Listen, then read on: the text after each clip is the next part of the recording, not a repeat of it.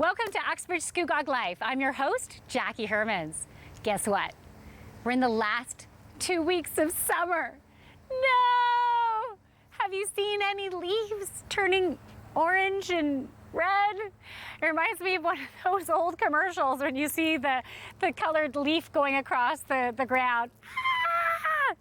But yeah, we have 2 weeks and then the kids are going back to school. So you know what? This is prime time for us to start thinking about school supplies. We need to make sure our kids are armed with their masks, right?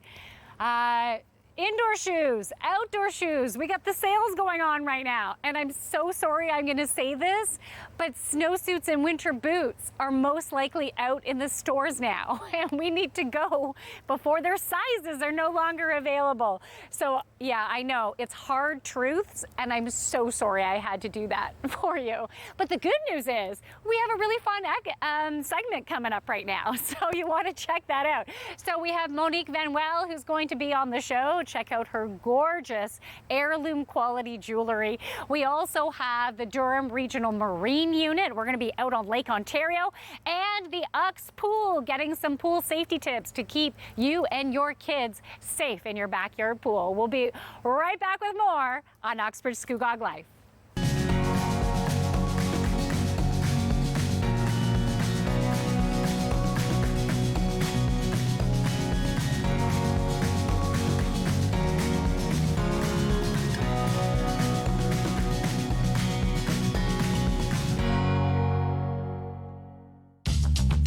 This program is brought to you by Ignite TV.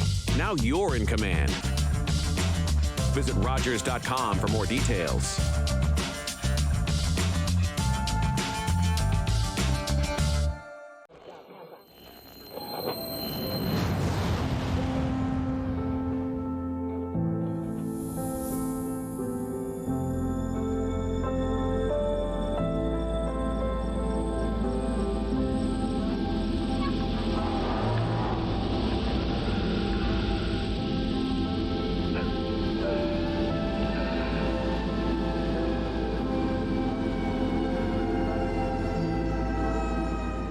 Hello, it's Glenn Ward here from the Knights of Columbus TV Bingo. We'll be returning September 7th, Tuesday at 7 o'clock, right here on Rogers TV. All 4 games for $4 and our grand prize up to $5,000, right here on Rogers TV.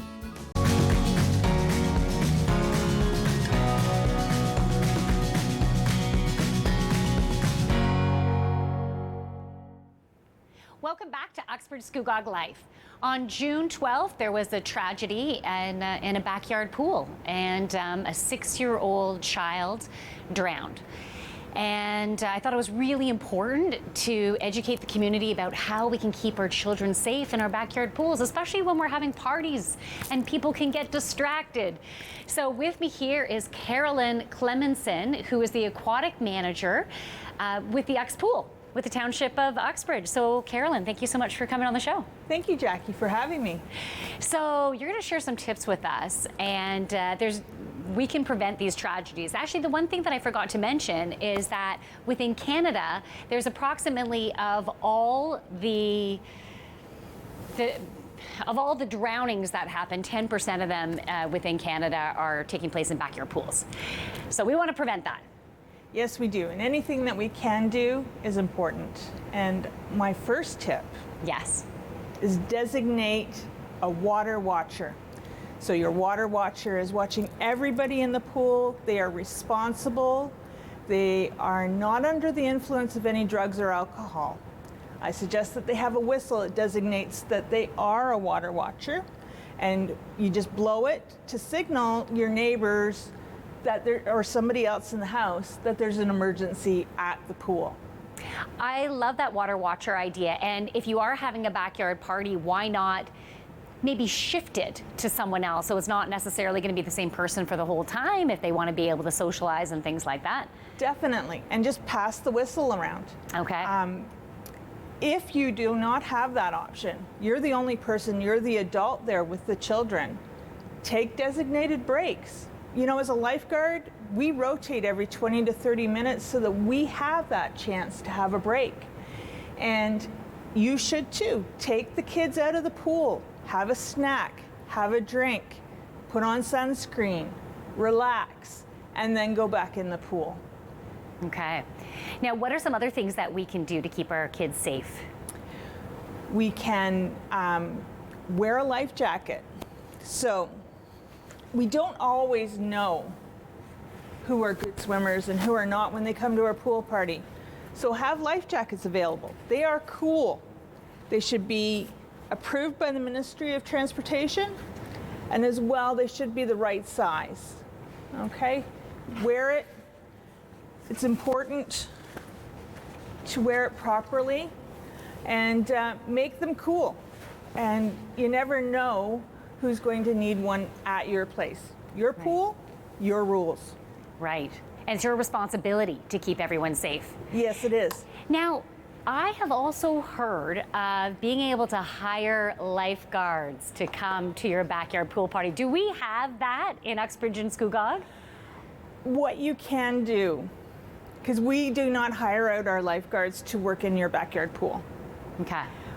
What you can do is send to your local aquatics facility a job notice saying that you want a lifeguard. You have a job for them for X number of hours, and then they will contact you.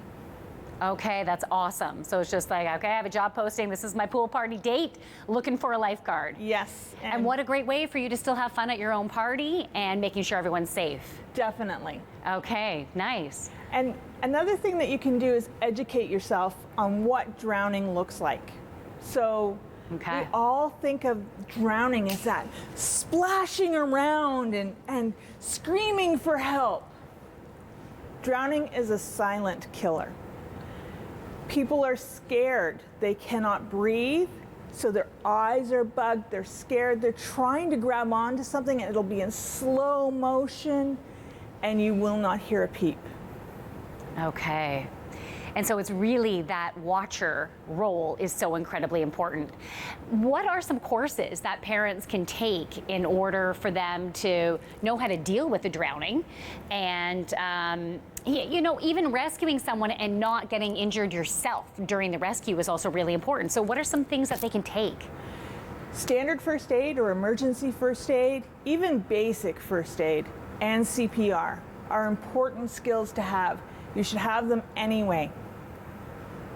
Okay, right. And a lot of even workplaces recommend or even ask that so many employees of each department have it. So why not get it? And even if you're in a motor vehicle accident, it could come in handy as well, right? All the time. Swim lessons for your children, those are important.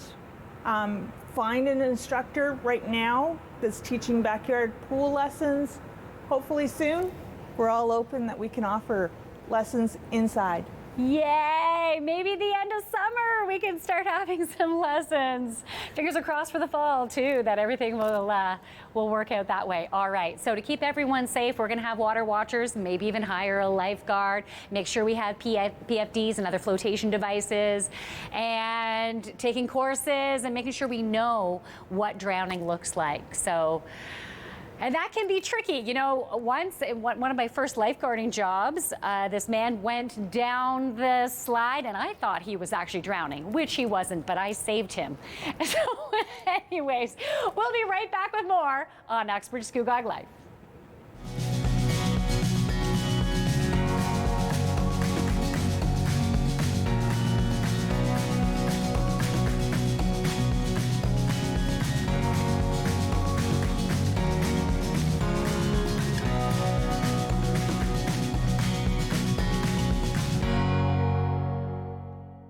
Monsieur de Champlain, when I finish paddling through this wilderness and reach China, I shall greet them wearing this.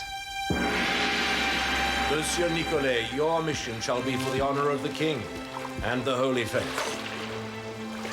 In the summer of 1634, Jean Nicolet set off from Quebec to find a trade route that would link Europe and North America with China. But where is it? Further. I know the place you are seeking. For months, Nicolet pushed through the wilderness, searching for the Western Sea. Georgia! Mississippi! What did he say? He says, Mississippi, great water. Is Mississippi, the sea, China. Jean Nicolet was wrong. It was Lake Michigan, not the Pacific. But others would follow his dream: Joliet, La Salle, the La Vérendrys, and they would map most of North America from the Rockies to the Gulf of Mexico.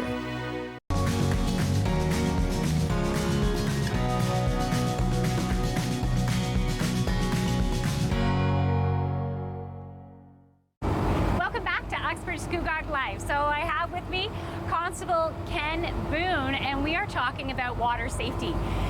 So you're part of the amazing Marine unit, which I think is just so cool. I love being out here, and thank you for having me on your boat. You're very welcome. So in order to stay safe, what are some things that you need to have with you? Now, I know it's different depending on the type of vehicle you're in, device that you're in. So, you know, how does it differ if you have a paddleboard compared to a kayak, compared to a fishing boat? So we break everything down into two types of power. We have human-powered stuff, so that's your paddle boards, your kayaks, your canoes, and that sort of stuff, rowboats. And then we have powered vessels, like what we're on right now. And those two categories will have, depending on the type of boat it is and how it's registered, will have its own safety gear. But pretty much something that covers everything is to have a good working life jacket. Make sure it's in good repair, it's not frayed or coming apart, and then it fits appropriately. And wear it, right? That's what they're meant for. Certain boats will decide to, or certain boats will, you need something that, what they call inherently buoyant, where these things are inflatable. These things are great, they're comfortable. However, they only count if you're actually wearing them. Right. Some of the other things we make sure we ask people to have, even though we're in a beautiful day, have a working flashlight. Flashlight is really important because if you're in the water, you can see that from a long way away. Okay. And make sure it's watertight. A whistle, in case you're in the water and you're trying to signal someone for help, or a throw line. If you happen to come across someone in the water, you can, without getting too close to them and harming them, you can throw them a rope or a line or something and help them in.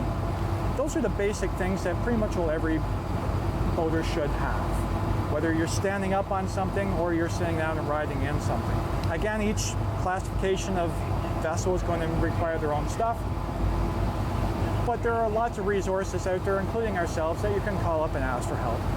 Okay, now I'm a paddle boarder, and so, or paddle boarder, I think I said boater, didn't I? So if I had a life jacket with me and I'm a strong swimmer, is that still okay? Absolutely. Yeah, okay, but I do recommend, you know, if you never know what can happen. You can fall and hit your head on a rock, right? So lots of we notice a lot of paddle boarders like to wear or have inflatable devices with them. Either they have it on the board themselves, you can get those fanny packs, which are kind of neat. Some people are a little more comfortable. If they're not as strong as swimmers like ourselves are, they may actually wish to wear an inherently buoyant life jacket, so a full life jacket system. But yeah, as long as you have it with you, then it counts. Okay. So what about big crafts such as this? What are things that you need to have? So a boat like this is unique because it is a commercial boat. So we're registered commercially. So the first thing we would ask people for is to prove or give us proof of competency. And what that means is a boater's card or a boating license. So that's an online course you go through to get that little card to prove that you have some sort of knowledge of what you're supposed to be doing out here. Okay. Again, with power boats, depending on the size of the motor, you have to have proper bow numbers. So that's your license plate on the front of the boat and an ownership paper. And that's a 8x11 white sheet of paper that comes from Transport Canada that gives a description of your vessel and who owns it and that it's properly licensed. Once we get through all that stuff, then we start getting into safety gear. Life jackets again, a working flashlight, a whistle, a throw line, a bailing bucket, and for a boat such as this, a working fire extinguisher. Okay. Okay, thank you. Now, I'm sure you've also seen a lot of tragedy working on the water. So with everything that you've seen, what are the #1 tips that you must do this? Please do this because I don't want you to face this. A couple of things. First of all, have a plan. Tell people where you're going and when you're going to be back. Check your weather and don't push yourself beyond your comfort level. If you're coming out here and there's 5 and 6 foot waves and you've never been in it before, don't go. The other thing I tell people is to leave your booze and your recreational pharmaceuticals at home. Don't bring them out here. This is not the place to have it, or be under the influence of it. Not only are you risking your own safety, when you don't report home for dinner and your loved ones call us for help, then you're taking us away from our stuff and putting our lives at risk, as well as other assets that are out here helping to look for you as well. And it does happen. Okay, so stick to the sparkling water while you're on the water, and when you get home, that's when you can go for the high octane. That's stuff. right, yeah. I like that, high octane. Nice. All right, so if we were on the water, how often would you necessarily be asking someone to maybe take a breathalyzer? So, as a police officer, I look for certain clues of things. If I ask for your life jacket and you open up a cooler and it's full of empty beer cans, I'm probably going to be making a demand that you prove that you prove your sobriety to me. Generally, most people are pretty good, but again, we look for clues of such, right? It does happen. I have made arrests out here. I usually am good for about 2 or 3 a year. Okay, thank you so much. We will be right back with more on Uxbridge Scugog Life.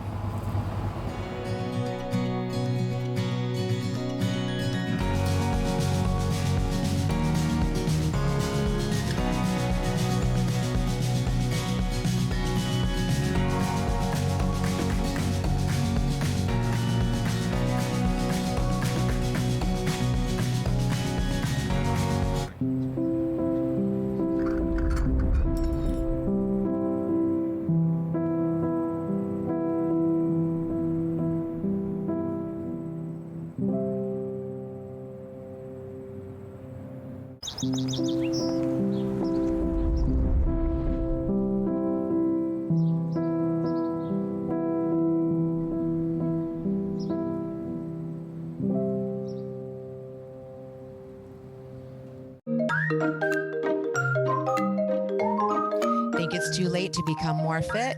Think again. I'm personal trainer Karen Ross, specializing in 55 plus fitness.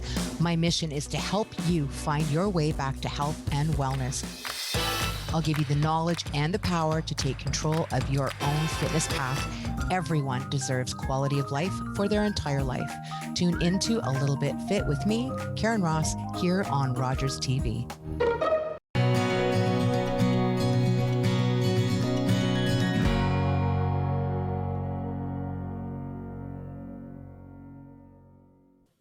Welcome back to Uxbridge Scugog Life. So with me today on the show, I have Monique Venuel of Monique Venuel Designs. And Monique is an incredible goldsmith. And Monique, I have been admiring your pieces for a long time now. I've seen you at the studio tour. I've seen you at the grocery store. I've seen you at school events. But yeah, I've been admiring your work for a long time now. Thank you so much for being on the show. You're welcome. Thank you for having me. How long does it take to become a goldsmith? How many years of schooling do you need to do? What are the type of courses you need to do? What goes into all that? Well, there's different ways, but I did my study in Holland when I was still living there. Was a 4-year course on actually the goldsmithing school in Schoonhoven, that's in Holland. And so that was 4 years and 1 full year of apprenticeship. So after that, I was, I got my diploma. And then it's like a driver's license, right? Like you start working from there and you'll learn even more by doing your apprenticeship year. And then the experience you build with work. And over the last, since I graduated in 98, and since I've been making my own work back home in Holland, I had a collection already. And since we immigrated in 2000, I've built up quite a customer list over the years, and I've done a lot of work, most custom, and really enjoying it and love what I can do for people, because a lot of people don't understand what I could do for them. And since everybody has the little problem with, or they don't even see it as a problem, but I have a little stack of older pieces in the jewelry box sitting there for years. And there were pieces maybe from grandma, from auntie so-and-so. All those pieces have really a lot of sentimental value, and it just sits there and collects dust. And it's a shame because all those memories die off with the person that owns it at the moment.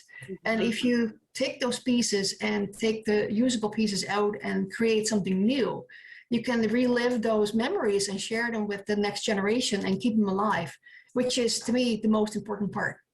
I love that, because there's so many beautiful pieces out there, but maybe they're not your style. So why not recreate them into something that still has a sentimental value, but that fits your style, so you're wearing it and you're proud of it and you feel great with it? Exactly, yeah. Okay, so you do a lot of reinventing of pieces. Now, if someone wants to reinvent a piece, do you go off of the idea that's in their head, or do they come to you because you have a certain style that they're drawn to and they're like, oh, can you make that style of ring for me with these pieces? How does it work?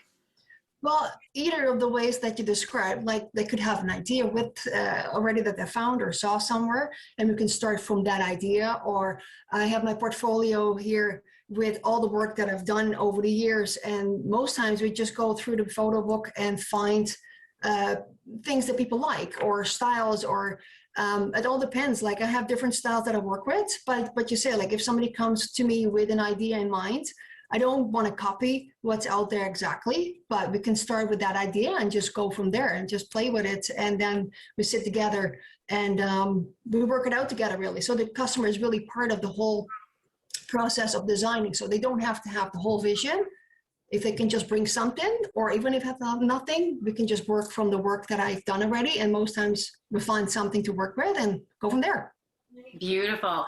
You know, I'm so glad you were able to share your photos of the before and after of those pieces, because they're very, very, very different. So very, simple rings with beautiful stones, and then turn into this modern, beautiful sculpture type ring. It's absolutely phenomenal. Thank you. Transformation. So are there any particular, I don't know, I'm into energy. So I feel the energy from different stones, from different metals. Are there certain stones and metals that you love to work with because you love the energy, you love the feel, you love the play of working with those types of elements? Sure, yeah. Like I'm still learning about like energy and stones. Which is really, really interesting what you say. But like metals, everything what you say, everything has an energy. And I really love like sapphires. I work a lot with. There's a lot of different kinds of styles and different colors in sapphire, but mainly because it's a really beautiful stone. It's a really hard stone, so it's really durable. And you can wear it every day. That's one of my bigger points too. If I do make a ring or a pendant or whatever it is, I want to make something that can be worn every day. You don't have to, worry about it the whole time, and go from there. So silver, gold, everything has its own energy. Silver is the feminine energy symbolizing, and gold, I'm not 100% sure what that energy-wise what it represents, but I love to work with gold as well. Do you have any favorite types of jewelry to make? Is it more so rings or pendants, or it doesn't matter? I tend to make a lot of rings because I like rings myself a lot, but I do a lot of pendants as well. So it's not really like it's this only particular kind, but rings and pendants, I think that's the most. Okay, well, if you haven't seen any of Monique's work, one of her famous pieces, I hope you don't mind me saying this, is the family tree. Right? And it's so beautiful, beautiful ring there. So definitely check out Monique's designs. It's MoniqueVanWellDesigns.com. Monique, thank you so much for being on the show. It was wonderful to have you. Thank you for having me. We'll be right back with more on Uxbridge Scugog Life.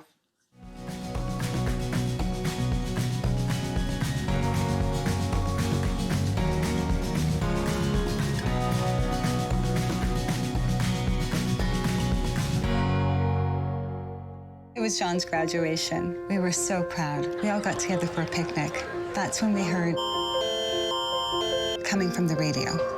So we stopped and we listened. It helped us get to safety. That's why when I think of John, because now he has a real future to look forward to.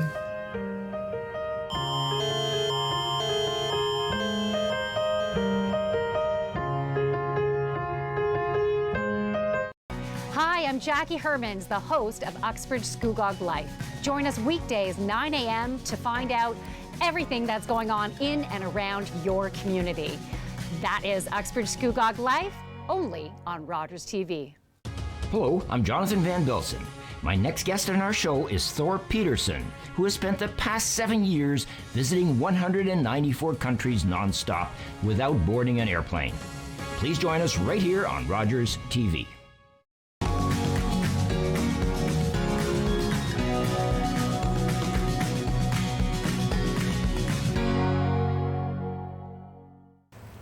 Welcome back to Uxbridge Scugog Life. So guess what? That's another wrap. So yeah, as I said at the beginning of the show, school is around the corner. We only have a couple weeks. Make sure your kids are all vaxxed up. So if they are 12 and over, they should be trying to get those 2 vaccines in there before school's starting to keep them safe. Get your masks. Make sure they have their backpacks ready. Get out for those before school sales, the indoor shoes, outdoor shoes, I know, all that stuff. And I really want to thank Monique Van Well. Man, you have beautiful jewelry. So make sure you can check out our website if you're wanting to find out more and maybe have her make something beautiful for you. Thank you so much to Carolyn, who provided us those safety tips for the backyard pools. And thank you so much for the absolute blast with the Durham Regional Marine Unit. That was so much fun. Being out on Lake Ontario on that boat it was unbelievable. The motors that they have in there, they have 2 massive motors, and each one is like 300 and something horsepower. Unbelievable. At one point, they really cranked it, and it was better than a Wonderland ride. It really was. I will never forget that experience. So if you want to be on the show, you can send me an email, uxbridgescugoglife@rci.rogers.com. That's uxbridgescugoglife@rci.rogers.com. If you have an event, a program, a new business, something going on, something you want to teach the community, then make sure you send us a contact, okay? And thank you so much for watching. Guess what? We're going to have another great show next week, so make sure you tune in. We'll be back for more Uxbridge Scugog Life.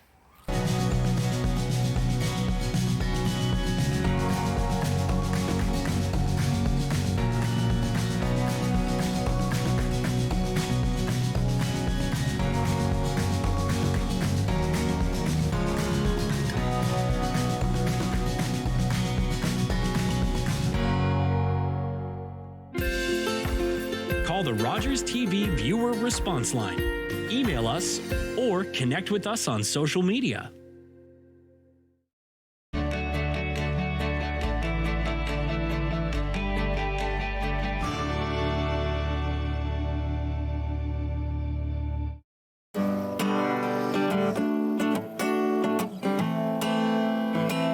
I'm a singer-songwriter from 6 Nations, and I've been writing songs about my experience, and with that being said, it's helped me hold hope in my heart in following my dreams and being resilient to everyday Indigenous battles. Competition between spirit, earth, and wind, let me tell you now. This song in particular, The Shiner, is a special song that I wrote for my grandfather. He was a snow snake maker.